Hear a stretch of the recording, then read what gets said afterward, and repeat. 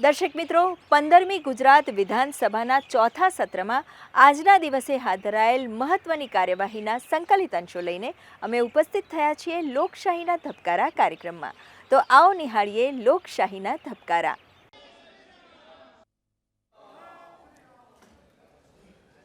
Order बाबत क्रमांक 1 तारांकित प्रश्नोत्तरी. माननीय श्री गुलाबसिंहभाई चौहान. माननीय अध्यक्ष श्री, ભારત સરકાર શ્રીની ગાઈડલાઇન મુજબ જિલ્લામાં ઓછામાં ઓછી એક બ્લડ બેંક હોવી જોઈએ તે ભારત સરકારની ગાઈડલાઇન ક્યારથી મળેલ છે? બાકીના જિલ્લાઓમાં ક્યાં સુધી બ્લડ બેંક ચાલુ કરવા માગો છો? માનનીય અધ્યક્ષશ્રી, સરકાર હસ્તકની 31 છે કુલ. એમાંથી ઇન્ડિયન રેડ ક્રોસ સોસાયટીની 23 અને ટ્રસ્ટની એટલે એનજીઓની 122 અને ખાનગી 17 એમ કુલ 193 છે. એમના મહીસાગરની અંદર પણ ઇન્ડિયન રેડ ક્રોસની બ્લડ બેંક કાર્યરત છે. માનનીય અધ્યક્ષશ્રી, અને અત્યારે આપને વાત કરું તો કુલ 12 જિલ્લા, એમાં અમરેલી, આણંદ, અરવલ્લી, બોટાદ, છોટાઉદેપુર, દાહોદ, ડાંગ, ગીર સોમનાથ, મહીસાગર, નર્મદા, નવસારી અને તાપી, આ 12 જિલ્લામાં આપણે બ્લડ બેંક નથી. પરંતુ માનનીય અધ્યક્ષશ્રી, અમરેલીમાં અનુભવી સ્ટાફ આવશે એટલે તરત જ આપણે બ્લડ બેંક ચાલુ કરીશું. આણંદમાં હજુ બાકી છે કાર્યવાહી. અરવલ્લીમાં જનરલ હોસ્પિટલ બિલ્ડિંગ બનાવવાની કાર્યવાહી ચાલુ છે અને સાધનોની પ્રક્રિયા પણ ચાલુ છે. માનનીય અધ્યક્ષશ્રી, છોટાઉદેપુરમાં પણ સાધનોની ખરીદીની પ્રક્રિયા ચાલુ છે. બોટાદમાં 24/8/23થી બ્લડ સ્ટોરેજ યુનિટ શરૂ કરેલ છે અને મહેકમ મંજૂરીની પ્રક્રિયા પણ ચાલુ છે. દાહોદમાં માનનીય અધ્યક્ષશ્રી, આપણે ઝાયડસ હોસ્પિટલને સંચાલન સોંપેલું છે અને ત્યાં બ્લડ બેંક પણ કાર્યરત છે. ડાંગમાં પણ સાધનોની કાર્યવાહી ચાલુ છે. ગીર સોમનાથમાં પૂરતા સાધનો આવી જાય એટલે લાયસન્સ માટેની અરજી કરીશું. ને સાહેબ, લાયસન્સની જે પ્રક્રિયા છે એ થોડી લાંબી અને થોડી જટિલ પણ છે. મહીસાગરમાં સાધનોની ખરીદીની પ્રક્રિયા ચાલુ છે. નર્મદામાં પણ એવું જ છે. નવસારીમાં પણ એમજી હોસ્પિટલ નવસારીના કમ્પાઉન્ડમાં IRCS બ્લડ બેંક ચાલુ છે. તાપીમાં પણ જનરલ હોસ્પિટલ વ્યારા બ્લડ બેંકનું બાંધકામ ચાલુ છે અને સાધનોની ખરીદીની પ્રક્રિયા પણ ચાલુ છે. ડૉક્ટર તુષારભાઈ ચૌધરી. માનનીય અધ્યક્ષશ્રી, આપના માધ્યમથી મારે મંત્રીશ્રી પાસે એ જ જાણવું છે કે આ જે ખાનગી બ્લડ બેંક હોય છે, NGO સંચાલિત હોય છે કે ટ્રસ્ટ સંચાલિત બ્લડ બેંક હોય છે, એના પર સરકારનું કોઈ નિયંત્રણ છે કે નહીં? માનનીય અધ્યક્ષશ્રી, ખાનગી હોય કે પછી ટ્રસ્ટ સંચાલિત હોય, સરકાર એના ઉપર પૂરેપૂરું ધ્યાન રાખે છે અને નિયંત્રણમાં હોય છે. માન્ય ભીખાભાઈ બારૈયા. માન્ય અધ્યક્ષશ્રી, મારે મંત્રી પાસે એ જાણવું છે કે પાલિતાણા સબ ડિસ્ટ્રિક્ટ હોસ્પિટલ મંજૂર કરવામાં આવી, તેમાં વર્ગવાર કેટલું મહેકમ મંજૂર કરવામાં આવ્યું? માનનીય અધ્યક્ષશ્રી, પાલિતાણામાં જ્યારે SDH હતી એ વખતે વર્ગ 1નું 5 હતું. વધારાનું 23-24માં આપણે વર્ગ 1માં 15 એટલે 15 ને 5 20, વર્ગ 1માં 20, વર્ગ 2માં અગાઉ 4નું હતું, 9 થયું એટલે વર્ગ 2માં કુલ 13, વર્ગ 3માં 36 હતું, 9 43 થયું એટલે 79, વર્ગ 4માં 15 હતું અને 38 વધારાનું એટલે 53, એટલે પહેલાં જે 60નું મહેકમ હતું અને વધારાનું 105 એટલે કુલ 165નું મહેકમ આપણે મંજૂર કર્યું છે. માન્ય શ્રી ગૌતમભાઈ ચૌહાણ. માનનીય અધ્યક્ષશ્રી, ભાવનગર જિલ્લા ખાતે હાલ કેટલી સરકારી હોસ્પિટલો, કેટલા સામૂહિક આરોગ્ય કેન્દ્રો અને કેટલા પ્રાથમિક આરોગ્ય કેન્દ્ર કાર્યરત છે? માનનીય અધ્યક્ષશ્રી, ભાવનગર જિલ્લા ખાતે સર ટી હોસ્પિટલ ભાવનગર કાર્યરત છે, જેમાં બધી જ આપણી સુપર સ્પેશિયાલિટી ફેસિલિટી ત્યાં આપણે આપીએ છીએ. આ ઉપરાંત પાલીતાણા અને મહુવા ખાતે એસડીએચ ઉપલબ્ધ છે. ઉપરાંત સામૂહિક આરોગ્ય કેન્દ્ર અને પ્રાથમિક કેન્દ્ર માપદંડ મુજબ 13 જોઈએ અને હયાત 13 છે. પ્રાથમિક કેન્દ્ર 47 જોઈએ, અત્યારે 48 છે, એટલે એમાં પણ એક વધારે છે. ભાવનગરની અંદર 2 CHC, 6 PHC, ગારિયાધારમાં 1 CHC, 3 PHC, ઘોઘામાં 1 CHC, 3 PHC, જેસરની અંદર 1 CHC, 2 PHC, મહુવામાં 2 CHC, 10 PHC, સિહોરમાં 1 CHC અને 5 PHC, તળાજામાં 3 CHC અને 9 PHC, ઉમરાળામાં 1 CHC અને 2 PHC, વલભીપુરમાં 1 CHC અને 3 PHC, પાલીતાણામાં તો આપણે સબ ડિસ્ટ્રિક્ટ હોસ્પિટલ છે જ અને બીજા 5 PHC છે. માન્ય શ્રી વિપુલભાઈ પટેલ. મને અધ્યક્ષ શ્રી આણંદ જિલ્લામાં મંત્રીશ્રીને પૂછવા માગું છું કે પીએમજેવાય યોજનામાં કુલ કેટલા લાભાર્થીઓ નોંધાયેલા છે અને છેલ્લા 2 વર્ષમાં કેટલા આયુષ્યમાન કાર્ડ આપવામાં આવ્યા છે? માનનીય અધ્યક્ષશ્રી, આણંદ જિલ્લામાં 31/12/23 સુધીમાં 6,58,681 લાભાર્થીઓને આપણે કાર્ડ ઇસ્યુ કર્યા છે અને વર્ષ 2022માં 1,37,886 અને 23માં 2,43,966 એમ આ 2 વર્ષમાં 3,81,000 લાભાર્થીઓને છેલ્લા 2 વર્ષમાં આપણે આયુષ્યમાન કાર્ડ આપ્યું છે. અને આ યોજના હેઠળ આયુષ્યમાન કાર્ડની નોંધણી માટે તમામ પ્રાથમિક કેન્દ્રો, આરોગ્ય કેન્દ્રો, તમામ CHC, તમામ પેટા જિલ્લા હોસ્પિટલો, તમામ જિલ્લા કક્ષાની હોસ્પિટલ અને તમામ મેડિકલ કોલેજ સંલગ્ન હોસ્પિટલો ખાતે તેમજ યોજના સાથે જોડાયેલ ખાનગી હોસ્પિટલ ખાતે જરૂરી આધાર પુરાવા રજૂ કરીને લાભાર્થી આયુષ્યમાનની કાર્ડની નોંધણી કરાવી શકે છે. અને વધુમાં આ વખતે રાજ્ય સરકાર દ્વારા NFSA એટલે કે જે લોકો નિઃશુલ્ક રાશન લે છે એ તમામ લોકોની આમાં નોંધણી કરવાનું આપણે ઠરાવ્યું છે. કેન્દ્ર સરકારે પણ એમાં સંમતિ આપી છે. એટલે હવે પછી NFSAના જેટલા લાભાર્થીઓ છે એ બધા આયુષ્યમાન કાર્ડ માટે લાભાર્થી બની શકશે. માન્ય શ્રી યોગેશભાઈ પટેલ. આપના માધ્યમથી એનર્જેટિક આરોગ્ય મંત્રીને હું પૂછવા માગું છું કે આણંદ જિલ્લામાં પ્રધાનમંત્રી જન આરોગ્ય મા યોજના અંતર્ગત કેટલી હોસ્પિટલો જોડાયેલ છે, તેમજ જિલ્લામાં આ યોજના હેઠળ હૃદય, કિડની, કેન્સર રોગોના દર્દીઓની સારવાર માટે કેટલી હોસ્પિટલ આવેલી છે? માનનીય અધ્યક્ષશ્રી, આણંદ જિલ્લામાં કુલ 45 હોસ્પિટલ જોડાયેલી છે, જેમાંથી 18 ખાનગી અને 27 સરકારી હોસ્પિટલ છે. અને આણંદ જિલ્લામાં PMJY મા યોજના હેઠળની હૃદયની સારવાર 9 હોસ્પિટલમાં, કિડનીની સારવાર 26 હોસ્પિટલોમાં તેમજ કેન્સરની સારવાર 6 હોસ્પિટલોમાં ઉપલબ્ધ છે. માન્ય અર્જુનભાઈ. માનનીય અધ્યક્ષશ્રી, આ આયુષ્યમાન ભારત કાર્ડ હેઠળ જે દર્દીઓની સારવાર હોસ્પિટલમાં કરવાની હોય અને એમનું ઓપરેશન પ્લાન કર્યું હોય, પરંતુ જ્યારે ઓપરેશન પ્લાન કર્યું હોય ત્યારે આયુષ્યમાન ભારતની જે સાઇટ કે કોઈ એમાં તકલીફો હશે એટલે એક્સેસ થાય નહીં, તો આ બાબતે જે પ્રોબ્લેમ છે એ સરકારના ધ્યાનમાં છે કે કેમ, અને ધ્યાનમાં હોય તો એનું નિરાકરણ કરવા માટે શું પગલાં લેવાયા છે? માનનીય અધ્યક્ષશ્રી, ભારત સરકારના BISમાંથી ડેટા શેરિંગ કરતી વખતે ડેટા લોસ થવાના કારણે આવા નાના મોટા ઇસ્યુ ઊભા થાય છે.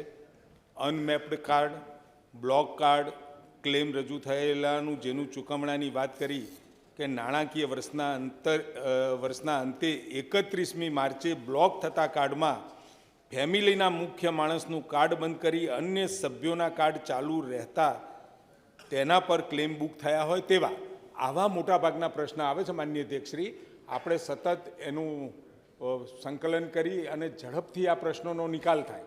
અને તાજેતરમાં જે આપણી પાસે 5, 6 અને 7 એટલે કે જૂની જે ઇન્સ્યોરન્સ પોલિસી હતી એમાં પણ અત્યારે મિટિંગ કરી અને એનું ચૂકવણું ઝડપથી ચાલુ થઈ જાય અને અત્યારે પેકેજ નંબર 8 ચાલુ છે. માનનીય અધ્યક્ષશ્રી એનું પેમેન્ટ પણ ઝડપથી અને 8માં જે બાકી રહે છે પેમેન્ટ એનું પણ આપણે વખતો વખત એનું ફોલોઅપ કરી અને એનું પેમેન્ટ ઝડપી થઈ જાય એની કાર્યવાહી કરીએ છીએ. અને મેં કહ્યું એમ ડેટા લોસ થવાના કારણે અથવા તો એ કાર્ડ આ BIS ઉપર ન દેખાવાના કારણે આવા પ્રશ્નો અત્યારે ઊભા થઈ રહ્યા છે. પરંતુ સતત રાજ્ય સરકાર ક્યાંય કોઈ દર્દીને તકલીફ ના પડે એની તકેદારી રાખી અને જરૂર પડે ત્યાં સૂચના પણ આપેલી છે અને હોસ્પિટલોના જે પેમેન્ટનો વિષય છે એ પણ નિયમિત થઈ જાય એની આપણે તકેદારી રાખી રહ્યા છીએ. માન્ય શ્રી શૈલેષભાઈ બાબોર. માન્ય અધ્યક્ષશ્રી, તારીખ 31/12/2023ની સ્થિતિએ દાહોદ જિલ્લાના લીમખેડા તાલુકામાં ક્ષેત્રીય વનીકરણ કાર્યક્રમ હેઠળ નાણાકીય વર્ષ 2022-23 અને 2023-24માં કેટલા હેક્ટરમાં રોપવાનું વાવેતર કરવામાં આવેલ છે? માનનીય અધ્યક્ષશ્રી, લીમખેડાની અંદર 2022-23ની અંદર 16 ગામની અંદર લગભગ 32,000 જેટલા માનવદિન ઉત્પન્ન થયા છે. એની પાછળ ચૂકવણું 112.42 કરવામાં આવ્યું છે. એ ગામનું નામ છે હઠિયાવન, ઝેરજીટગઢ, સિંગાપુર, ડુંગરા, કપાલી, સરજુમી, પાડલિયા, પરપટા, અંધાળી, પાલી, ઉસરા, ઘૂટિયા, ચીલાકોટા, માંડલી, કુંડા અને અંબા. એ જ રીતે 23-24ની અંદર 31/12-23ની સ્થિતિએ લીમખેડાની અંદર 10 ગામની અંદર 14,000 જેટલા માનવદિન ઉત્પન્ન થયા છે. એની પાછળ લગભગ 61.74 લાખનો ખર્ચ કરવામાં આવ્યો છે. ગામનું નામ જોવા જઈએ તો બારા, પાડલિયા, ઝેરજીટગઢ, સરજુમી, ડાભડા, પરપટા, ચીલાકોટા, માંડલી, પટાપુર અને ઉસરા. માન્ય શ્રી મહેશભાઈ ભુરિયા.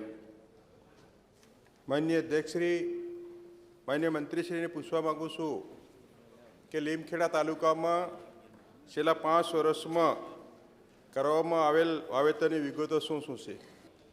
માનનીય અધ્યક્ષશ્રી, છેલ્લા 5 વર્ષની અંદર જોઈએ તો લગભગ 18-19ની અંદર 225 હેક્ટરની અંદર કર્યું, 19-20ની અંદર 170 હેક્ટરની અંદર કર્યું. એ જ રીતે 20-21ની અંદર 144 હેક્ટરની અંદર, 21-22ની અંદર 225 હેક્ટરની અંદર અને 22-23ની અંદર 265 હેક્ટરની અંદર, આમ 1029 હેક્ટરની અંદર વાવેતર કરવામાં આવ્યું છે. શ્રીમતી ગીતાબા જાડેજા. માન્ય અધ્યક્ષશ્રી, હું આપના માધ્યમથી માન્ય મંત્રીશ્રી પાસેથી જાણવા માગું છું કે રાજકોટ જિલ્લામાં વર્ષ 2022-23માં તાલુકાવાર કુલ કેટલું ઘાસ એકત્રિત કરવામાં આવ્યું અને કેટલા માનવદિન ઉત્પન્ન થયેલ છે અને કુલ કેટલી રકમ મજૂરોને ચૂકવણું કરવામાં આવી? માનનીય અધ્યક્ષશ્રી, રાજકોટ જિલ્લાની વાત કરીએ તો તાલુકાનું નામ કોટડા સંગાણીની અંદર 31 કરેલા ઘાસ 1.50 લાખ કેજી, એમાં લગભગ 2600 જેટલા માનવદિન ઉત્પન્ન થયા છે અને 9.24 લાખનું ચૂકવણું કરવામાં આવ્યું છે. એ જ રીતે લોઢીગા તાલુકાની અંદર 5 લાખ કિલોગ્રામ, એની અંદર 8,667 માનવદિન ઉત્પન્ન કરવામાં, એની પાછળ 30.79 લાખનો ખર્ચ કરવામાં આવ્યો છે. પદધડીની અંદર 0.95 લાખ કિલોગ્રામ ઘાસ ઉત્પન્ન કર્યું છે. એની પાછળ 1650 દિન માનવદિન ઉત્પન્ન થયેલા છે અને 5.86 લાખનો ખર્ચો કરવામાં આવ્યો છે. એ જ રીતે રાજકોટની અંદર 2.46 લાખ કિલોગ્રામ ઉત્પન્ન કર્યું છે. એની પાછળ 4,254 માનવદિન ઉત્પન્ન થયા છે. એની પાછળ 15.11 લાખનો ખર્ચો થયો છે. એ જ રીતે ગોંડલની અંદર જોઈએ તો 15.5 લાખ કિલોગ્રામની એની પાછળ 24,252 માનવદિન ઉત્પન્ન થયા છે. 26.86 લાખ રૂપિયાનો ખર્ચો કર્યો છે. જામકંડોળાની અંદર જોઈએ તો 3.35 લાખ, એની પાછળ 5,398 માનવદિન ઉત્પન્ન થયા છે અને 19.18 લાખ રૂપિયાનો ખર્ચો થયો છે. એ જ રીતે ઉપલેટાની અંદર જોઈએ તો 2.60 લાખ કિલોગ્રામ, એની પાછળ 4,189 માનવદિન ઉત્પન્ન થયા છે. 14.88 લાખનો ખર્ચો થયો છે. એ જ રીતે જસદણની અંદર જોઈએ તો 3.41 લાખ કિલોગ્રામ ઉત્પન્ન થયું છે. એની પાછળ 6,422 માનવદિન ઉત્પન્ન થયા છે. 22.83 લાખ રૂપિયાનો ખર્ચો થયો છે. એમ વિછિયાની અંદર 1.50 લાખ કિલોગ્રામ અને 2829 માનવદિન ઉત્પન્ન થયા, એની પાછળ 10.5 લાખ રૂપિયાનો ખર્ચો થયો છે. આમ ટોટલ જોઈએ તો 35.82 લાખ કિલોગ્રામ આપણે એની પાછળ ઉત્પન્ન કર્યું છે માનવ દિન 60,259, એની પાછળ ખર્ચો કરવામાં આવ્યો છે 214.11 લાખ રૂપિયાનો ખર્ચો કરવા માનવ અધ્યક્ષે આપ્યો છે. માન્ય શ્રી રમેશભાઈ ઝીલાળા. જાણવા માગું છું કે રાજકોટ જિલ્લામાં તાલુકાવાર કેટલી અનામત વીડી અને કેટલી બિન અનામત વીડી આવેલી છે તથા તેનો કુલ વિસ્તાર કેટલો છે? માનનીય અધ્યક્ષી, રાજકોટની વાત કરીએ તો રાજકોટની અંદર અનામત વિધિની પહેલાં વાત કરું એની અંદર 7 અનામત વિધિ આવી છે. એની અંદર એનો ટોટલ વિસ્તાર 2378.45 હેક્ટરની અંદર આવ્યો છે. એ રીતે લોધિકાની અંદર 2 અનામત વિધિ આવી છે, એની પાછળ 646.9 હેક્ટરનો વિસ્તાર છે. કોતરા સંઘાણીની અંદર 1 વિધિ આવેલી છે, એની અંદર 144.51 હેક્ટર વિસ્તાર આવેલો છે. એની અંદર જસદણની અંદર 3 અનામત વિધિ આવેલી છે, એની પાછળ 500.1 હેક્ટર જેટલો વિસ્તારમાં આવેલી છે. એ રીતે ઉપલેટાની અંદર 1 અનામત વિધિ છે, 162.25 હેક્ટરની અંદર આવેલી છે. જેતપુરની અંદર બિન અનામત વિધિ નથી. એ જ રીતે જામકંડોળાની અંદર 1 અનામત વિધિ આવી છે, એની પાછળ 160.46 હેક્ટરમાં આવેલી છે. એ જ રીતે ધોરાજીની અંદર અનામત વિધિ નથી. એ જ રીતે પદગડીની અંદર 1 વિધિ આવેલી છે, એની 212.6 હેક્ટર. આમ માનનીય અધ્યક્ષે અનામત વિધિની વાત કરું તો ટોટલ રાજકોટની અંદર 19 જેટલી અનામત વિધિ આવેલી છે, એની અંદર 6,829.63 હેક્ટર આવેલી છે. એ જ રીતે બિન અનામત વિધિની વાત કરું તો રાજકોટની અંદર 20 જેટલી બિન અનામત વિધિ આવેલી છે, એની પાછળ 1152 હેક્ટરની અંદર આવેલી છે. એ જ રીતે લોઢાઈકાની અંદર 1 વિધિ આવેલી છે, એ 38.52 હેક્ટરની અંદર. એ જ રીતે કોતરા સંઘાણીની અંદર 6 બિન અનામત વિધિ આવેલી છે, અને 350.84 હેક્ટરની અંદર આવેલી છે. એ જ રીતે જસદણની અંદર 30 બિન અનામત વિધિ આવેલી છે, અને 1559.17 હેક્ટરની અંદર આવેલી છે. એ રીતે ગોંડલની અંદર જોઈએ તો 724 વિધિ છે ને 717.15 હેક્ટરની અંદર છે. એ રીતે ઉપલેટાની અંદર 9 છે, એની પાછળ 316.81 હેક્ટરની અંદર આવેલી છે. જેતપુરની અંદર 8 બિન અનામત વિધિ આવેલી છે, 238.21 હેક્ટરની અંદર છે. એ છે જામકંડોળાની અંદર 6 બિન અનામત છે, એની અંદર 121.95 હેક્ટરની અંદર આવેલી છે. ધોરાજીની અંદર 10 બિન અનામત વિધિ આવેલી છે, 338.23 હેક્ટરની અંદર આવેલી છે. એ જ રીતે પદગડીની અંદર 9 બિન અનામત વિધિ આવેલી છે, 267.86 હેક્ટર. એમ માનનીય અધ્યક્ષી, બિન અનામત વિધિની વાત કરું તો 123 હેક્ટરની અંદર 123 જગ્યા પર 5,056.7 હેક્ટરની અંદર આવેલી છે. ટોટલ રાજકોટની અંદર અનામત બિન અનામત આમ 142 જેટલી વિધિ 11,885 હેક્ટરની અંદર આ વિધિઓ આવેલી છે. માન્ય શ્રી ધવલસિંહભાઈ ઝાલા. માન્ય અધ્યક્ષશ્રી, અરવલ્લી અને સાબરકાંઠા જિલ્લામાં પ્રધાનમંત્રી જન આરોગ્ય મા યોજના અંતર્ગત કેટલી હોસ્પિટલો જોડાયેલી છે? માનનીય અધ્યક્ષશ્રી, મા યોજના અંતર્ગત અરવલ્લીની અંદર કુલ 59 હોસ્પિટલો, જેમાંથી 15 આપણે ખાનગી હોસ્પિટલો કે જેમાં જે તે સારવાર માટે, જે સ્પેશિયલાઇઝ સારવાર માટે આપણે એમપેનલ કરીએ છીએ એની એ સારવાર આપે, અને સાથે 44 સરકારી હોસ્પિટલોમાં આપણે આયુષ્યમાન મા કાર્ડ સ્વીકારીએ છીએ અને એ પ્રમાણે દર્દીને મુક્ત ઇલાજ મળે એની સગવડ કરી છે. માનનીય અધ્યક્ષશ્રી, સાબરકાંઠામાં કુલ 91 હોસ્પિટલ છે, જેમાંથી 29 ખાનગી અને 62 સરકારી હોસ્પિટલ છે. આમ માનનીય અધ્યક્ષશ્રી, અરવલ્લી સાબરકાંઠો નહીં પરંતુ સમગ્ર ગુજરાતની અંદર પ્રત્યેક જિલ્લાની અંદર ખાનગી હોસ્પિટલો જે સ્પેશિયલાઇઝ સારવાર આપવા માગતા હોય, મા કાર્ડ અંતર્ગત જે આપણે દરો નક્કી કર્યા છે એ દરો પ્રમાણે તો આપણે એમાં એમને પેનલ કરીએ છીએ, આપણે ઇન્સ્પેક્શન કરીએ છીએ. ઇન્સ્પેક્શન કર્યા પછી એના આપણા જે નોર્મ્સ છે એ નોર્મ્સ પ્રમાણે પેનલ કર્યા પછી એ લોકો સારવાર આપી શકે છે. આમ સુંદર મોડલ ખાનગી અને સરકારી બંનેનું ભેગું મળી અને આ આયુષ્યમાન મા કાર્ડની સારવારનું મોડલ આપણે મૂક્યું છે. માન્ય શ્રી કાંતિભાઈ ખરાડી દાંતા. અધ્યક્ષ, હું આપણા મારફતે મંત્રીશ્રીને પૂછવા માગું છું, અંબાજી દેવસ્થાન ટ્રસ્ટની અંદર જે અંબાજી મારફતે જે હોસ્પિટલ ચાલે છે ત્યાં હોસ્પિટલ દર્દીઓ છે, એક્સરે જેવી વસ્તુઓ ત્યાં વસાવવા માગું છું કે કેમ? માનનીય અધ્યક્ષશ્રી, આ મા યોજનાનો પ્રશ્ન છે. એટલે એ અંબાજીનો સ્પેસિફિક પ્રશ્ન પૂછ્યો છે. કેટલા ડૉક્ટરો છે, ગઢ છે, એક્સરે છે, નથી, મશીનો છે, એ બાબતનો એ પ્રશ્ન કરી રહ્યા છે. એટલે સ્વાભાવિક માન્ય અધ્યક્ષશ્રી, આ હોસ્પિટલ અંબાજી ખાતેની વિશેષ વિગતો મારી પાસે ઉપલબ્ધ ન હોય એટલે એ જો અલગથી નોટિસ આપી અને કદાચ એ સીધા પણ આવી અને મને પૂછે તો હું એમનો બિલકુલ સ્પષ્ટ અને કેટલી ઝડપી આપણે ત્યાં, હા એ સૂચનની જ વાત છે.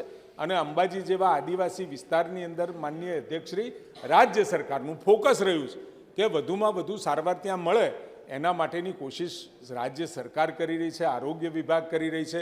એટલે કોઈ પણ પ્રશ્ન અંબાજીનો હોય, દાંતાનો હોય, ચોક્કસ તમે લઈને આવજો. આપણે એમાં આગળ વધી અને સરકાર ફ્રન્ટ ફૂટ ઉપર એ કામ કરશે. આ પ્રશ્નને થોડું ગંભીરતાથી અહીંયા રજૂઆત થઈ ગઈ છે એવું સમજીને લેજો આગળ. માન્ય શ્રી અનંતભાઈ પટેલ. માનનીય અધ્યક્ષશ્રી, હું આપના મારફતે મંત્રીશ્રી પાસે જાણવા માગું છું કે સરકારી કોલેજમાં જેટલી પ્રાધ્યાપકોની, મદદનીશ પ્રાધ્યાપકોની જગ્યા ખાલી છે એ જગ્યા છેલ્લા કેટલા સમયથી ભરાઈ નથી? માનનીય અધ્યક્ષ મહોદય, છેલ્લા 2023માં 86 મદદનીશ અધ્યાપકોની નિમણૂક આપી છે. અત્યારે હાલ ખાલી જગ્યાઓ ભરવા માટે રોસ્ટરની અદ્યતન કરવાની કાર્યવાહી પૂર્ણતાને આરે છે અને જે મુજબ 336 જગ્યાઓ માટે માંગણા પત્રક ગુજરાત રાજ્ય સેવા આયોગ સ્તરે મોકલી અને આ સત્વરે કાર્યવાહી પૂર્ણ કરવામાં આવશે. માન્ય સમયથી ખાલી છે, બસ એટલો જ છે. વિગત પછી જ્યારે હોય ત્યારે એમને માહિતી આપજો. એ સમય આપ કહો એ પ્રમાણે આપનો વિષય બરાબર છે. એમને જાણકારી એમની પાસે વિગત ન હોય તો એ આપને પહોંચતી કરશે. સમયની વિગત આપને પહોંચતી કરશે. માન્ય શ્રી અમિતભાઈ ચાવડા. અધ્યક્ષે એટલું જાણવું છે કે આપણું ભરતી કેલેન્ડર ફિક્સ હોય છે તો આપણે 24-25ના વર્ષમાં, 25-26ના વર્ષમાં કેટલી ભરવાનું આયોજન છે? માનનીય અધ્યક્ષ મહોદય, કુલ મળીને 150 પ્લસ 66 210 નવી જગ્યા ભરતી કરવા માટે માંગણા પત્રને વગેરે કરી રહ્યા છે. માન્ય મંત્રીશ્રી, અમે જ્યારે અભ્યાસ કરતા ત્યારે 1 થી 4 ધોરણમાં એક શિક્ષક હોય એ રીતે હું પોતે ભણેલો છું. એ બહુ અઘરું હોય છે. એટલે અહીંયા તમે એક ક્લાસની અંદર એક શિક્ષકની વાત છે કે જ્યાં ખાલી રહેતી હોય, માન્ય સભ્યશ્રીએ વાત કરી, તો જેટલું બને એટલું જરા જલ્દી કરાવવું જોઈએ. તમે ક્લાસની વાત આવી, અમારે 1 થી 4 ધોરણમાં એક શિક્ષક હતા. એ ટાઈમે અમને કેટલું અઘરું પડ્યું હશે. તો મારી તમને વિનંતી છે કે આ સમયની અંદર ક્લાસ વાઇઝ મને લાગે છે કે આ વ્યવસ્થા પણ આપણે તમારે કરવી જોઈએ. નહીં એવું નથી. આપે જે ગઈકાલે માહિતી આપી, મીડિયાને પણ માહિતી આપી, એ મેં માન્ય મંત્રીશ્રીને પૂછાવ્યું. એમણે જે મને માહિતી આપી છે એ એવી માહિતી આપી કે એમણે 10 વિદ્યાર્થી વચ્ચે, 30 વિદ્યાર્થી વચ્ચે, 40 વિદ્યાર્થી વચ્ચે અને વધુમાં વધુ 60 વિદ્યાર્થીઓ વચ્ચે આ ટાઈપનું એક ક્લાસની જે સ્કૂલ છે એના માટે કરીને એક શિક્ષકની સ્કૂલની વાત કરી છે. એમણે એવું નથી કહ્યું કે 2 ક્લાસના 100 વિદ્યાર્થી, 150 વિદ્યાર્થીઓ અને એની વચ્ચે એક વિદ્યાર્થી શિક્ષક છે, એવું નથી. મેં એમને પૂછ્યું કે આવી માહિતી કેમ તમે આપી? મેં ગઈકાલે જ માન્ય મંત્રીશ્રીને વાત કરી. એટલે આ તો અહીંયા ઉલ્લેખ કર્યો એટલા માટે કરીને મેં આપના ધ્યાન ઉપર મૂક્યો છે કે હકીકતે રેકોર્ડ એ પ્રમાણનું નથી. માન્ય ડૉક્ટર તુષારભાઈ ચૌધરી. માન્ય અધ્યક્ષશ્રી, 57 લાખ રૂપિયા આવાસ અને વસ્તી વ્યવસ્થાપન આ હેડ અંતર્ગત 57 લાખ રૂપિયા ખર્ચ કરવામાં આવ્યો છે. તો મારે એ જાણવું છે કે આ આવાસ અને વસ્તી વ્યવસ્થાપન એ શું છે? માનનીય અધ્યક્ષશ્રી, માનવ વન્યજીવનના સંરક્ષણના વિસ્થાપન માટે, આવાસ અને વસ્તીના વિસ્થાપન માટે અને સિંહોના આરોગ્ય અને વ્યવસ્થાપન માટે, સર્વેલન્સ અને મોનિટરિંગ માટે, આરોગ્યના વિસ્થાપનની પ્રગતિ માટે, સિંહોના સંભવિત રહેઠાણ અને સિંહોના સ્થળોના વિસ્તારના વિકાસ માટે, સિંહની મિત્રતા યોજના, માહિતી શિક્ષણ અને સંચાર યોજના, સંશોધન અને શિક્ષણ યોજના, મોનિટરિંગ અને મૂલ્યાંકન યોજના, ગીર અને બળદાના માલધારીઓનું પુનર્વસન, ભાવિ આરોગ્ય રોગચાળા સંબંધિત આકસ્મિક માટેની તૈયારીઓ. આમ માનનીય અધ્યક્ષશ્રી, સિંહોના રહેવા માટે પણ એની વ્યવસ્થા કરવામાં આવે છે. એ જ રીતે સિંહોની અંદર જે રીતે માનવ માટે પણ એની રહેવાની વ્યવસ્થા કરવામાં આવે છે, અલગ અલગ રીતે માનનીય અધ્યક્ષશ્રી સિંહોના સમાંતર વ્યવસ્થા કરવામાં આવે છે.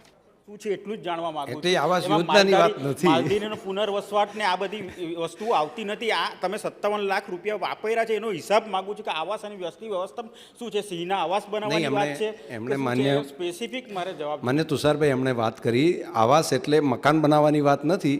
એમણે કહ્યું કે જ્યાં સિંહ રહી શકે એને અનુરૂપ વાતાવરણ બનાવવા માટેની વાત કરી છે. જ્યાં દાખલા તરીકે ઝાંખરા વધારે હોય તો એને શિકાર કરવામાં તકલીફ પડતી હોય તો એ ઝાંખરા દૂર કરીને એ ટાઈપની એમની વાત ટોટલ હશે મને લાગે છે.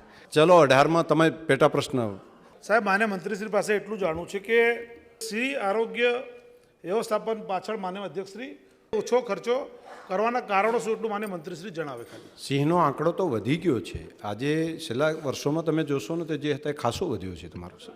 સિંહોનો આંકડાની વાત જલ્દી આમાં ટૂંકમાં જવાબ આપી દો. ટૂંકમાં જે વિષય માનનીય અધ્યક્ષશ્રી, સિંહોની સારવાર હેઠળ માનનીય અધ્યક્ષશ્રી જૂનાગઢ ડિસીઝ અને ડાયગ્નોસ્ટિક રિસર્ચ સેન્ટર બનાવવાનું એ આયોજન, એની અંદર અત્યારે સિંહોના એના માટે 4 માનનીય અધ્યક્ષશ્રી 4 નવી એમ્બ્યુલન્સ ખરીદી કરી છે અને બાકીના જેમ સિંહ બીમાર પડે તેમ અમે ખર્ચો કરતા રહીએ છીએ. પણ આ તો માનનીય અધ્યક્ષશ્રી લાંબા ગાળાનું આયોજન છે. કોઈ સિંહને કોઈ પ્રકારની તકલીફ નહીં પડે આવું માન્ય મંત્રીશ્રીએ કહ્યું છે. માન્ય શ્રી યોગેશભાઈ પટેલ. માનનીય અધ્યક્ષશ્રી, જ્યારે ગુજરાત ભારતમાં રોજગાર આપવાનું એક મોડેલ રાજ્ય બન્યું છે ત્યારે ગુજરાતની મૃદુ અને મક્કમ સરકારના કાર્યદક્ષ મંત્રીશ્રી જણાવવાની કૃપા કરે કે આણંદ જિલ્લામાં 31/12/2023ના રોજ તાલુકાવાર કેટલા રોજગારી વાંચ્છુઓને રોજગાર મળેલ છે તથા છેલ્લા 1 વર્ષમાં કેટલા રોજગાર વાંચ્છુઓને રોજગારી આપવામાં આવેલ છે. માન્ય અધ્યક્ષશ્રી, જે પ્રમાણે માન્ય સભ્યશ્રીએ કીધું, ખરેખર સમગ્ર ભારતની અંદર ગુજરાત રોજગારી આપવામાં આજે પણ પ્રથમ નંબરે છેલ્લા 20 વર્ષથી છીએ. માન્ય અધ્યક્ષશ્રી, માન્ય અધ્યક્ષશ્રી, આણંદ તાલુકાની અંદર માન્ય અધ્યક્ષશ્રી અત્યાર સુધીમાં 4117 લોકોને રોજગારી પ્રાપ્ત થઈ છે. માન્ય અધ્યક્ષશ્રી, ખંભાતમાં 1129, બોરસદમાં 854, પેટલાદમાં 945, ઉમેટમાં 737, આકલવામાં 755, સોજિત્રામાં 894 અને તારાપુરમાં માન્ય અધ્યક્ષશ્રી 778. કુલ માન્ય અધ્યક્ષશ્રી 10,209 લોકોને રોજગારી પ્રાપ્ત થઈ છે. માન્ય અધ્યક્ષશ્રી, માન્ય અધ્યક્ષશ્રી, એમણે જે પ્રશ્ન પૂછ્યો કે રાજ્યમાં રોજગારી, માન્ય અધ્યક્ષશ્રી, રોજગારી આપવા માટે, રોજગારની વિવિધ તકો આપવા માટે રાજ્ય સરકાર 46થી વધારે કચેરીઓનું નેટવર્ક છે. માન્ય અધ્યક્ષશ્રી, રોજગારી કચેરીઓના ઉમેદવારોની નામની નોંધણી, ખાલી જગ્યા સામે ઉમેદવારની ભલામણ, કારકિર્દી માર્ગદર્શન અને કાઉન્સિલિંગ જેવી અગત્યની બાબતો માન્ય અધ્યક્ષશ્રી સેવાઓ આપવામાં આવે છે. માન્ય અધ્યક્ષશ્રી, માન્ય અધ્યક્ષશ્રી, રોજગાર વાંચુઓને સગવડ અને કૌશલ્ય અનુસાર રોજગારી મળે એ માટે રોજગારીની ભરતી મેળવવાનું પણ માન્ય અધ્યક્ષશ્રી આયોજન કરવામાં આવે છે.